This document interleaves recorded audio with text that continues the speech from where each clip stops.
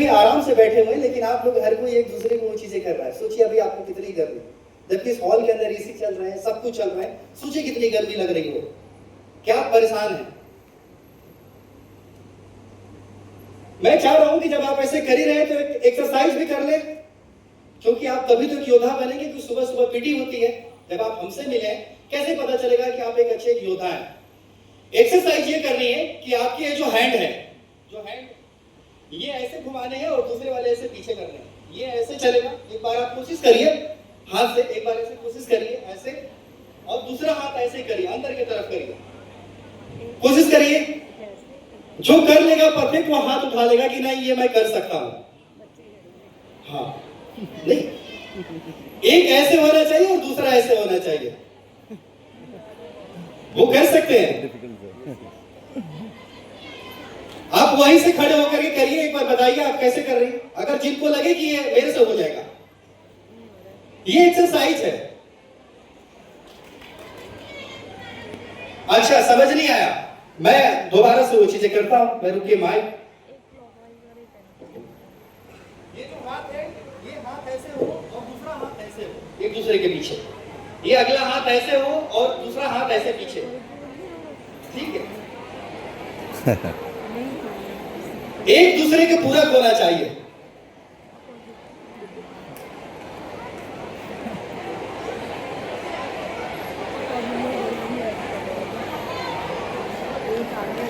कोई नहीं, एक दूसरे के पूरक होना चाहिए। नहीं हो पा रहा है ना, ठीक है ठीक है, कोई नहीं। अब शांत,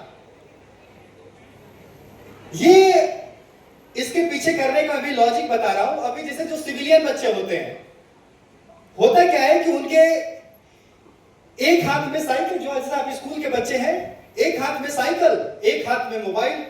दिल रह गई दिलवाली में, साइकिल चली गई नाली में, एक डगरिया टूट गई, सारी हैकड़ी भूल गई।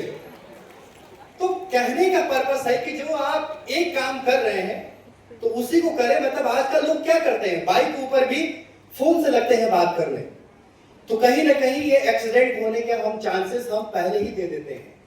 यही जो समस्या है हमारे भारत की सड़कों पर है, क्योंकि हम चल तो रहे हैं सड़क पर, लेकिन उसके साथ साथ हम गाड़ी चला रहे हैं, फोन भी इस्तेमाल कर रहे हैं, सब कुछ कर रहे हैं। यही सबसे बड़ा हमारे अंदर ये जो दुश्मन है, जो एक लड़ाई लड़नी है।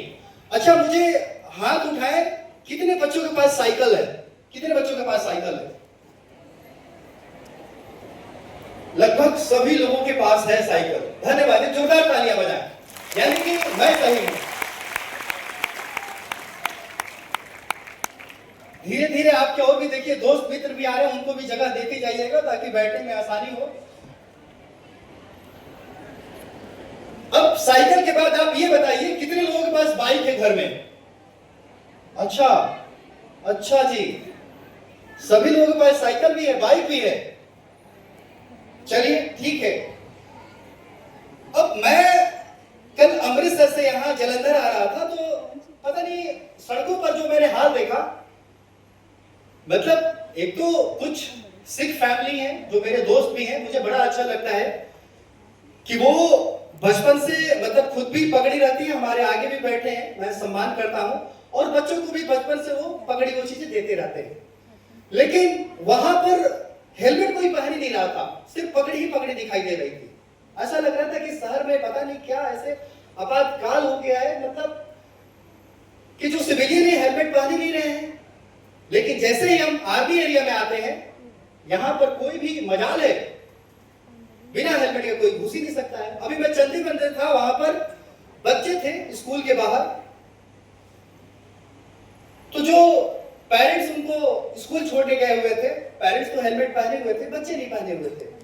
तो बच्चों को मैंने कहा कि आपने हेलमेट नहीं पहना है, पापा तो पहने हुए थे। बच्चे वो हंस रहे थे, मैं जी क्यों?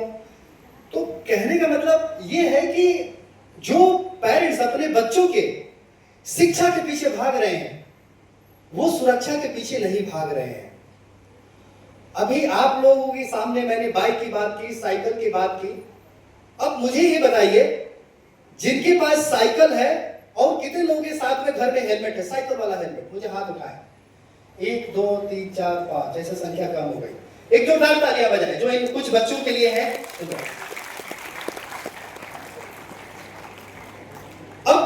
यहां आपके टीचर भी बैठे हैं और आपके दोस्त भी बैठे हैं, आपकी एक गलती पकड़ी जाएगी। कितने लोग साइकिल के ऊपर हेलमेट पहन करके स्कूल आते हैं? कितने लोग हैं? वो तो नहीं।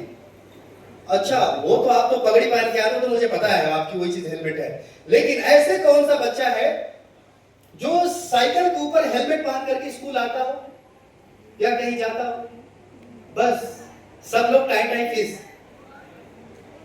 एक भी नहीं है। आप आते हो, आप साइकिल पर हेलमेट पहन के आते हैं? एक बार जोरदार खड़े हो जाए, आप खड़े हो जाए, वाह, एक जोरदार तालियां इनके लिए करें। अब जो टीचर बैठे होंगे, अब वो भी समझ पा रहे होंगे और बच्चे भी, देखिए उनके चेहरे पर कितनी खुशी भी है। क्यों? एक अकेला एक बच्ची एक साइकिल पर हेलमेट पहन करके आ रही है, यानी कि आप हमारी सबसे बड़ी एक साथी हैं। मैं कुछ देर पहले आप लोगों ने जो वीडियो देखा, जो मेरा दोस्त 24 साल की उम्र में सड़क पर हेलमेट नहीं लगाने की वजह से चला गया। हम आज भारत मां की बात करते हैं, कहीं भी अपने देशभक्ति की बात करते हैं, लेकिन आज सड़कों पर ये जो मौत हो रही है, सबसे ज्यादा बलिदान मां ही दे रही है। क्योंकि ये सड़कों पर ये जो 2 लाख लोग मर रहे हैं, 3.5 लाख लोग घायल हो रहे हैं हर वर्ष। हर इंसान के मरने के कई सारे रास्ते हैं, लेकिन जन्म लेने के लिए एक ही रास्ता है, वो सिर्फ मां है। और आज भारत के 70% परिवारों के पास, जो सिविलियन परिवार हैं, किसी के पास कोई एक्सीडेंटल बीमा नहीं होता है, कोई जमा पूंजी नहीं होती है, यहां तक कि मोबाइल फोन भी टूट जाता है तो दूसरे से उधार मांगनी पड़ती है। यह हाल है। 11 वर्ष पहले मेरे मित्र के साथ जो हादसा हुआ था, उस माता पिता को अस्पताल पहुंचने के लिए 3 दिन का वक्त लग गया। 3 दिन का वक्त इसलिए लगा कि कर्ज लेकर के बड़े शहर में उसने पढ़ाई करने के लिए भेजा था, घर में कुछ पैसा नहीं था, लेकिन अस्पताल जाने के बाद एक मेडिकल का बहुत बड़ा एक लंबी लिस्ट हो चीज आती है फाइनेंशियली, जो कि 3 दिन बाद एक 10 रुपए की झोली में 20 लाख रुपए लेकर के पहुंचती है अस्पताल की चौखट पर अपने बच्चे की जिंदगी बचाने के लिए। वो अपने बच्चे की जिंदगी बचाने के लिए वो इसलिए मजबूर थी कि जो उनका बेटा था 20 साल के मन्नतों के बाद पैदा हुआ था। भारत का ऐसा कोई तीर्थस्थल नहीं था जहां अपने पुत्र की प्राप्ति के लिए उस मां ने मन्नतें ना मांगी हो।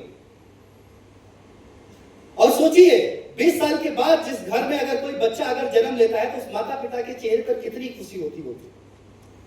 वो सब कुछ अपने जीवन के सपने के लिए, सारी खुशियां सब कुछ त्याग करके अपने बच्चे के अंदर वो सपने देख रही होती है, जो आप ऐसे बच्चे बैठे हैं।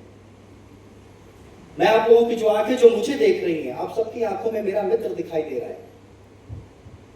ये जरूरी है उस पल को, आखिर हादसे तो होते हैं जो मौत के आंकड़े होते हैं, लेकिन उस परिवार को जंग क्या लड़ना होता है ये समझना बहुत जरूरी है। सिर्फ सरहदों पर जंग नहीं चल रही है, मैंने पहले ही कहा कि हमारी सड़कों पर भी जंग चल रही है। और आपको देखना है इसका एग्जाम्पल तो हमारे भारत के अंदर जो ट्रॉमा सेंटर है उसके अंदर जाकर के देखिए। 20 लाख रुपए लेकर के डॉक्टर साहब को बोलती है पैसे की जितनी जरूरत हो मैं देने के लिए तैयार हूं, लेकिन मेरा पुत्र किसी तरीके से सुरक्षित होना चाहिए, चाहे लूल्हा लंगड़ा किसी भी अवस्था में, वो सिर्फ बच्चा या बेड़ अवस्था पर जैसे भी रहे, सिर्फ मुझे मां कहे, सिर्फ मां, वो मुझे शब्द चाहिए अपने पुत्र से सुनने के लिए। जाति से ब्राह्मण थी। उस अस्पताल के कैंपस के अंदर ही उन्होंने जितने अनुष्ठान कराने थे सारे रिश्तेदारों से कराने थे, सब कुछ उन्होंने प्रयास किया। भगवान के पास भी वो विनती चालू कर दी। पैसे के लिए डॉक्टर को उन्होंने पूरा वो चीजें कहा कि आपको पैसे के लिए नहीं सोचना है। डॉक्टर ने पूरा प्रयास किया, लेकिन 8 दिनों के बाद वो सफलता नहीं मिल पाई उस मां को। यानी कि पैसा भी नहीं काम आया, डॉक्टर की मेहनत भी नहीं काम आई, भगवान की दुआ भी नहीं काम आई। काम सिर्फ क्या आती अगर एक हेलमेट होता। यकीन मानिए जिस परिवार में हादसा होता है वो परिवार जीवन भर के लिए गूंगा बन जाता है। और आज तक किसी गूंगे के इतिहास न दुनिया ने सुनी न लोगों ने सुना। अपने दोस्त के मौत के बाद 6 महीने बाद मैं उस मां के पास गया हुआ था। घर पर गया था, जो अपने मां अपने पुत्र की तस्वीर लेकर के तकिए में सो रही थी, और 6 महीने से जिस भगवान की हर दिन 4 घंटे पूजा किया करती थी, उस घर में एक अगरबत्ती भी नहीं जली थी। उसका उस भगवान से भी भरोसा उठ गया था। उसके घर के आंगन में जो आम के पेड़ थे, जितने भी बाग थे, वो कट चुके थे, क्योंकि उस बाग के ऊपर उनका बेटा बैठ करके आम तोड़ करके खाया करता था। बहुत सारी उस मां के पास यादें थी। वो उन यादों को बातें करते करते उनके आंखों में आंसू नहीं, वो रक्त के आंसू होते थे। क्या फर्क पड़ता है किसी के पास उस आंसुओं को, उन परिवारों को। मेरे दोस्त के परिवार की तरह अगर आज हम एक दिन की बात करें तो एक दिन में 1300 हादसे हो रहे हैं। मैं आपको यहाँ पे जागरूकता की बात कर रहा हूं, लेकिन शाम होते होते हमारे शमशान घाट में 500 चिताएं जल रही हैं। 500 चिताएं जल रही हैं। सोचिए, अगर 1 घंटे की बात करूं, अगर आप सब अगर यहाँ 1 घंटे बैठे हैं तो आपके पीछे जो 30 से 40 मीटर दूरी पर ये जो सड़क है, इस सड़क के इस कैंपस के जैसे आप इस आर्मी एरिया के बाहर हो जाएंगे, लगभग 1 घंटे में 20 लोगों की मौत हो रही है। उनमें से 8 लोग वो होते हैं जो बिना हेलमेट के होते हैं। और ये सबसे बड़ी, ये नहीं कि सिर्फ मौत हो रही है, हर साल जो ये 2 लाख लोग मर रहे हैं, ये 2 लाख लोग कौन हैं? कोई बाहर से नहीं आए हुए थे। ये हमारे देश के नागरिक के साथ साथ ये भारत के बड़े टैक्स पेयर भी थे। ये जब भी हम भारत को एक विकसित राष्ट्र के रूप में कल्पना कर रहे हैं तो सड़क दुर्घटना एक आपातकालीन चुनौती के रूप में दिखाई दे रही है। हमारे भारत सरकार का कहना है कि अगर एक सामान्य नागरिक अगर सड़क पर मर रहा है तो हमारे देश का राजस्व का नुकसान 92 लाख रुपए का है। अगर सोचिए, बाइक के ऊपर अगर 2 लोग बिना हेलमेट के चल रहे हैं तो 1 करोड़ 80 लाख रुपए हमारा हुआ और आपका लेके चल रहे हैं। ये जो हर वर्ष जो 5 लाख करोड़ रुपए, ये जो पैसे जो खर्च होते हैं, ये पैसा आपका है, आपके भविष्य के लिए पैसा है।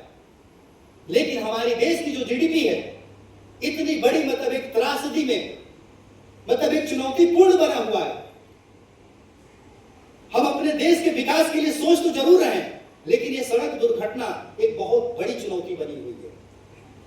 यहां पर आप लोगों को जो बुलाया गया है, सोचिए आप ऐसे कितने लकी हैं कि भारतीय सेना ने आपके बीच ये चीजें बातें करने के लिए, ताकि आप आने वाले समय में देश के लिए बदलाव कैसे कर सकते हैं। मैं अपने जब दोस्त के माता पिता के साथ घर से निकला तो यही सोचा कि जिस तरीके से जो हमारे भारत के माता पिता हैं अपने बच्चों की शिक्षा के पीछे भाग रहे हैं, वो सुरक्षा के भी पीछे भागेंगे। और उसी दिन से शपथ लिया कि हम अपने दोस्त की तरह और किसी की भी नहीं जान जाने दूंगा और कम से कम ये लड़ाई लड़ूंगा। और जो अभी जो सर ने बताया कि पिछले 11 वर्षों में जो हमने भारत के 22 राज्यों का जो रास्ता तय किया और 70,000 से अधिक हेलमेट बांट करके जो 40 लोगों की जिंदगी बचाया हुआ हूं, और अभी भी मेरा ये सफर जारी है। लेकिन इस लड़ाई में मैं अकेले नहीं रहना चाहता, मैं भारत के हर नागरिक तक पहुंचना चाहता हूं। और इस नागरिक में सबसे बड़ा जो आज के डेट में जो सुपर पावर है वो आप सब है। हमें ये नहीं कि हर नागरिक की, पहले हमें बच्चों की सुरक्षा के प्रति वो एक सोच रखनी होगी, एक मजबूत सोच, ताकि किस तरीके से वो देश के बारे में सोचे, इस राष्ट्र के बारे में सोचे। अगर कोई भी आपका अगर घर में छोटा भाई हो या छोटी बहन हो, अगर उसकी उम्र 2 से 3 वर्ष हो, अगर उसके हाथों में गलती से अगर चाकू आ जाए तो माता पिता कितने विचलित हो जाएंगे, आपको पता है।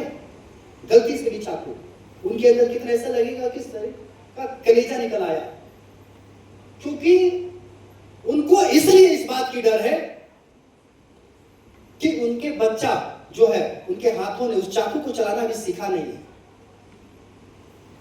और वो माता पिता सोचिए कितनी चिंतित हो जाते हैं। एक मां जो होती है अपने बच्चे को जन्म देने के लिए, अगर डॉक्टर बोलता है कि हाँ जी बच्चे की धड़कन रुक रही है जी, समस्या आ गई है जी, तो मां सीधे करती है सीधे सर्जरी कर दो, मतलब 1 सेकंड भी नहीं लगाती है।